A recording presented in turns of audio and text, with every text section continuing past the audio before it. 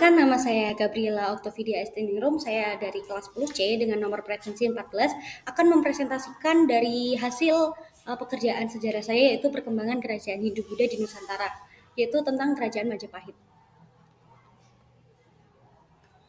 Saya akan membahas tentang lokasi kerajaan Majapahit, latar belakang, raja-raja kerajaan Majapahit, masa kejayaan, fase kemunduran, dan juga bukti peninggalan.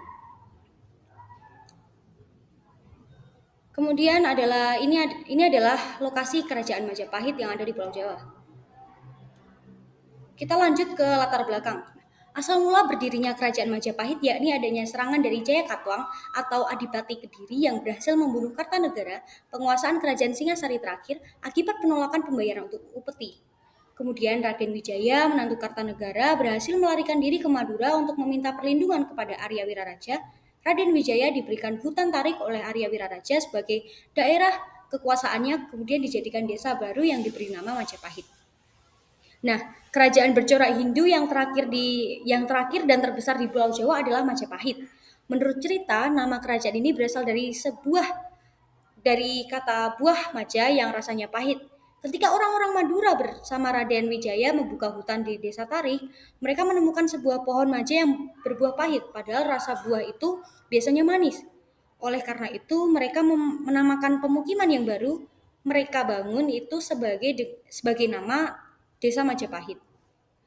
Kerajaan Majapahit disebut sebagai Kerajaan Nasional Indonesia yang kedua. Hal tersebut disebabkan oleh upaya yang besar dari kerajaan ini untuk mewujudkan suatu cita-cita, yaitu penyatuan Nusantara. Dalam perjalanan sejarah, upaya integrasi wilayah kepulauan Nusantara memang tidak sepenuhnya berlangsung dengan mulus dan dilakukan dengan cara kesatria. Peristiwa Bubat yang disusul dengan perpecahan internal di dalam tubuh Majapahit sendiri menyebabkan cita-cita penyatuan tidak sepenuhnya dapat dilakukan. Meskipun demikian, pada awalnya Majapahit merupakan kerajaan yang mempunyai wibawa dan kekuatan yang besar, sehingga kerajaan lain harus berpikir ratusan kali untuk membelot atau memberontak terhadap kekuasaan yang ada. Ketika Singasari jatuh ke tangan Jaya Katuang, Raden Wijaya atau menantu Kartanegara lari ke Madura. Atas bantuan Arya Wiraraja tadi, ia diterima kembali dengan baik oleh Jaya Katuang dan diberi sebidang tanah di Tarik atau Mojokerto. Ketika tentara Kublai Khan menyerbu Singasari, Raden Wijaya berpura-pura membantu menyerang Jaya Katuang. Namun, setelah Jaya Katuang dibunuh, Raden Wijaya berbalik menyerang tentara Mongol dan berhasil mengusirnya. Setelah itu, Raden Wijaya mendirikan kerajaan Majapahit pada tahun 1293 dan menobatkan dirinya dengan gelar Sri Kartarejasa Jayawardhana. Kemudian, ini adalah raja-raja kerajaan Majapahit pada masa itu, yaitu Raja Wijaya. Raja Wijaya ini adalah raja pertama yang berhasil membangun fondasi kerajaan. Keberhasilan dalam mendirikan Majapahit adalah hasil dari kecerdasan dalam berpolitik dan berperang. Ia memanfaatkan kekuatan Mongol untuk melawan musuh-musuh lokal dan kemudian berbalik melawan Mongol setelah posisinya menguat. Tribunawa Tunggadewi, ia adalah seorang pemimpin wanita di Majapahit, yaitu putri Raden Wijaya yang memerintah setelah wafatnya Jayanegara, anak dari Raden Wijaya. Pemerintahan Tribunawa ditandai dengan stabilitas politik yang tinggi dan membuka jalan bagi ekspansi besar-besaran pada masa Hayam Wuruk. Kemudian yang terakhir adalah Hayam Wuruk. Pada puncak kejayaan Majapahit, Hayam Wuruk adalah raja yang paling terkenal dalam sejarah Majapahit. Di bawah kepemimpinannya, Majapahit mencapai puncak kejayaan dengan wilayah kekuasaan yang sangat luas dan pengaruh yang besar di Asia Tenggara.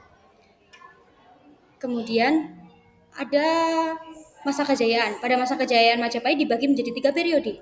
Yang pertama adalah pada masa pendirian kerajaan pada 1293 sampai 1309 oleh Raden Wijaya. Kertarejasa Jayawardhana Dyah Saranggara Mawijaya setelah mengalahkan Jaya Katuang dan tentara Mongol. Nah, di sini adalah masa pendirian pada tahun 1336, Ratu Tribunawa Jaya Tunggadewi mengangkat Gajah Mada sebagai Patih Majapahit. Di saat pengangkatan inilah Patih Gajah Mada mengucapkan sumpah palapa yang termasyhur itu. Pada sumpah itu, dia berjanji untuk mendirikan sebuah kemaharajaan dengan menyatukan Nusantara, dan memang terbukti semasa pemerintahan Tribunawa Wijaya Tunggadewi bersama Patih Gajah Mada Majapahit tumbuh berkembang menjadi kerajaan yang sama besar. Kemudian kekuasaan sang ratu diteruskan oleh putranya yaitu Hayam Wuruk yang juga disebut Rajasa Negara di tahun 1350 sampai 1389. Pada masa pemerintahan Hayam Wuruk dan Gajah Mada inilah Majapahit mencapai puncak kejayaan dan memiliki wilayah kekuasaan di hampir seluruh wilayah Nusantara sampai ke Semenanjung Malaya, dan bahkan jangkauan ekspedisi armada laut Majapahit mencapai Laut Cina Selatan. Walaupun secara akurat tidak ada bukti sejarah yang cukup banyak mengenai kekuasaan Majapahit, namun beberapa data dari beberapa sumber seperti Kitab Negara Kertagama dan Kitab Praparaton, ditambah dengan beberapa prasasti, ternyata mengalami kecocokan dengan catatan-catatan di negeri Tiongkok. Menurut Kitab Pararaton dan Kakawin Negara Kertagama, Raden Wijaya adalah putra dari Dyah Lembutal dari Kerajaan Singasari dan ibunya berasal dari Kerajaan Sunda Galuh. Pembangunan Kerajaan Majapahit diawali dengan dibukanya hutan tari oleh Raden Wijaya bersama dengan pengikutnya setelah kehancuran Kerajaan Singasari oleh Jayakatwang. Setelah Jayakatwang dikalahkan oleh Raden Wijaya, pasukan Mongol dikalahkan oleh Tipu Muslihat Raden Wijaya yang kemudian menobatkan diri menjadi Raja Majapahit. Menurut Kidung Harsa Wijaya, penobatan dilakukan pada tanggal 15 bulan Kartika tahun 1215 Saka atau dalam perhitungan Masehi adalah bertepatan dengan 12 November 1293. Tanggal inilah yang selanjutnya diperingati sebagai tanggal pendirian Kerajaan Majapahit. Pemerintahan awal Kerajaan Majapahit dibantu oleh para pengikut Raden Wijaya antara lain Nambi, Lembu Sora, Arya Wiraraja, dan Ranggalawe. Namun terjadi pemberontakan dari para pengikutnya tersebut, serta pembagian setengah dari Kerajaan Majapahit, yakni sebelah timur dengan ibu kota Lumajang, diberikan kepada Arya Wiraraja yang pernah berjasa menyelamatkan Raden Wijaya ketika masa pelarian di Sumeneb, Madura. Kemudian yang kedua adalah masa pertumbuhan. Pada masa pertumbuhan inilah di tahun 1309 sampai 1350, masa ketika Majapahit diperintah oleh Jayanegara atau Sri Maharaja Wiralanda Gopala Sri Sundarapaya Dewa Adiswara dan dilanjutkan oleh Tribunawa Wijaya Tunggadewi Dyah Gita Raja. Tonggak penting masa pertumbuhan ini adalah ketika Gajah Mada diangkat sebagai Mahapatih Majapahit dan pengucapan Sumpah Palapa. Menurut Kakawin Negara Kertagama, tokoh kunci kejayaan Majapahit adalah Mahapatih Gajah Mada yang memulai peranannya sebagai pengawal raja pada masa pemerintahan Jayanegara 1309 hingga 1328. Jayanegara adalah putra Raden Wijaya dan Dara Petak yang berasal dari Kerajaan Melayu dan Masyara. Ia berhasil melumpas pemberontakan sehingga kerajaan mulai bisa bertumbuh. Setelah Jayanegara meninggal pada tahun 1328, pemerintahan Majapahit dipimpin oleh adik tirinya yakni Tribunawa Tunggadewi pada 1328 sampai 1351. Tribunawa adalah putri Raden Wijaya dan Gayatri Rajapatni. Pada masa pemerintahan Tribunawa, Gajah Mada diangkat sebagai Mahapatih. Tonggak penting dalam masa pertumbuhan adalah ketika Gajah Mada mengucapkan Sumpah Palapa sebagaimana diuraikan dalam Paparaton. Kemudian yang ketiga adalah masa keemasan 1350 sampai 1389. Majapahit diperintah oleh Hayam Wuruk mencapai puncak kejayaan dengan keberhasilan jejaring luas dalam perdagangan dan politik mempersatukan Nusantara. Nah, pada masa keemasan ini mengacu kepada masa pemerintahan Hayam Wuruk pada tahun 1350 sampai 1389.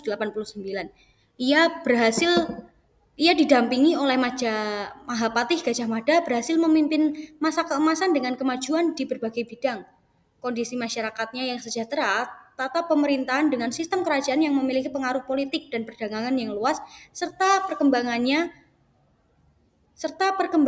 seni budaya dan karya sastra merupakan hal-hal yang menjadi indikator kejayaan Majapahit dari uraian Kakawin Negara Kertagama. Realisasi dari Sumpah Palapa berupa penaklukan negara-negara lain dan perluasan perdagangan pada masa pemerintahan Hayam Wuruk, Kerajaan Majapahit pada masa keemasan memiliki wilayah-wilayah bawahan yang tersebar luas di negara asing antara lain negara Siam Ayodhyaputra, Dharmanagari, Marutama Singanagari, dan juga Kampa, serta Kamboja dan Yawana. Pada fase kemunduran yaitu faktanya kejayaan Majapahit disebabkan oleh Hayam Wuruk. Namun pemecatan Gajah Mada menjadi titik awal kemunduran kerajaan ini. Pemecatan Gajah Mada disebabkan peristiwa perselisihan antara pasukan Majapahit yang dipimpin oleh Gajah Mada dengan pihak kerajaan Sunda Pajajaran. Oleh karena itu, timbul kesulitan untuk mencari siapa penggantinya karena tidak ada orang yang secakap Gajah Mada. Masa akhir kerajaan Majapahit kemudian diwarnai oleh sekian banyaknya perselisihan antara keluarga kerajaan yang mengganggu kelancaran pemerintahan. Kemudian kita masuk ke bukti peninggalan. Ada beberapa bukti peninggalan dari kerajaan Majapahit, antara lain adalah Candi Penataran. Candi Penataran adalah salah satu candi Hindu terbesar yang dibangun pada masa Majapahit. Candi ini terletak di Blitar, Jawa Timur dan memiliki arsitektur yang indah serta relief yang menggambarkan kisah Ramayana. Kemudian yang kedua adalah Gapura Bajang Ratu. Gapura Bajang Ratu adalah salah satu peninggalan Majapahit yang masih berdiri kokoh hingga saat ini. Gapura ini berfungsi sebagai pintu masuk ke kompleks istana kerajaan dan dihiasi dengan ukiran khas Majapahit. Situs Trowulan. Nah, situs Trowulan sendiri adalah lokasi di mana ibu kota Majapahit dulu berdiri. Situs ini menyimpan banyak peninggalan bersejarah seperti candi kolam, pemandian, dan reruntuhan istana. Nah, ini ada beberapa juga bukti peninggalan. Yang pertama adalah Kitab Pararaton. Nah, Kitab Pararaton adalah kitab pustaka raja atau sebuah kitab sastra Jawa yang memuat cerita tentang pemerintahan kerajaan Singasari dan Majapahit. Kitab ini berisi naskah yang cukup singkat, yaitu sekitar 32 halaman seukuran kertas folio. Menceritakan tentang pemerintahan Raja-Raja Singasari dan Majapahit. Pararaton yang berbahasa Jawa kuno ini diperkirakan berasal dari tahun 1481. Kemudian yang kedua adalah Kitab Negara Kertagama. Kitab Negara Kertagama adalah salah satu sumber sejarah utama yang menggambarkan kejayaan Majapahit. Ditulis oleh Mpu Prapanca, kitab ini mencatat sejarah kerajaan secara detail termasuk wilayah-wilayah yang dikuasai Majapahit. Dan juga ada peninggalan Gajah Mada. Kita sudah sampai ke kesimpulan. Nah, kesimpulan yang bisa saya ambil adalah kerajaan Majapahit adalah suatu kerajaan besar yang berhasil menyatukan Nusantara dan memberikan pengaruh yang besar pada perkembangan budaya dan politik di Asia Tenggara. Warisan sejarahnya masih terasa hingga hari ini, baik dalam bentuk peninggalan fisik maupun dalam konsep persatuan wilayah yang diusung oleh para pendirinya. Mungkin itu saja yang bisa saya jelaskan dari presentasi hari ini. Mohon maaf jika saya ada salah kata dan juga perbuatan. Sekian, terima kasih.